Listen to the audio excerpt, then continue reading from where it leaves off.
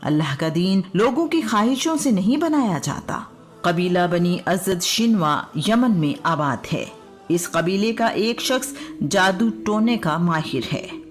اسے آسیب اتارنے میں مہارت ہے۔ اس نے سنا ہے کہ مکہ میں محمد نامی ایک شخص دیوانہ ہے، اس پر کوئی آسیب ہے۔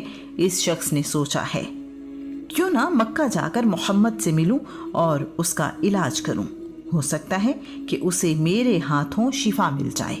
بنی اسد شنوا کے اس شخص نے اسی مقصد سے مکہ کا سفر کیا ہے۔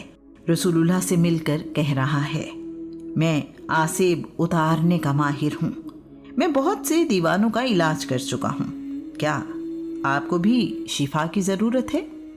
رسول اللہ اس شخص کو دیکھ کر مسکراتے ہوئے کہہ رہے ہیں، بے شک تمام تعریفیں اللہ ہی کے لیے ہیں، ہم اسی کی تعریف کرتے اور اسی سے مدد مانگتے ہیں۔ جسے اللہ کریم ہدایت دے اسے کوئی گمراہ نہیں کر سکتا، اور جسے اللہ بھٹکا دے اسے کوئی ہدایت نہیں دے سکتا۔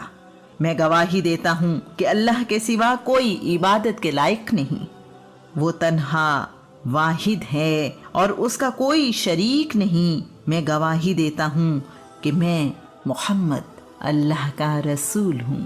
اس شخص کو اپنے کانوں پر یقین نہیں آ رہا۔ اس نے رسول اللہ سے کہا ہے کہ یہ کلمات دوبارہ پڑھیں۔ آپ نے یہ کلمات دہرائے ہیں۔ اب یہ سمجھدار اور جہاں دیدہ شخص رسول اللہ کے کلام کی خوبصورتی میں کھو گیا ہے۔ ایک بار پھر رسول اللہ سے کہا ہے، مجھے یہ کلمات ایک بار پھر سنائیے۔ رسول اللہ نے تیسری دفعہ یہ کلمات دہرائے تو اس نے کہا ہے، میرا نام زماد بن سلبہ ازدی ہے، میں نے بے شمار کاہنوں، جادوگروں، شاعروں اور آسیب زدہ لوگوں کا کلام سنا ہے۔ میری عمر اسی کام میں گزری ہے۔ میں نے اپنی زندگی میں ایسا اعلیٰ کلام نہیں سنا جیسا آپ نے سنایا ہے۔ آپ کے کلام میں سمندر جیسی گہرائی ہے۔ میں آپ کو شفا دینے آیا تھا اور آپ نے مجھے حقیقی شفا دی ہے۔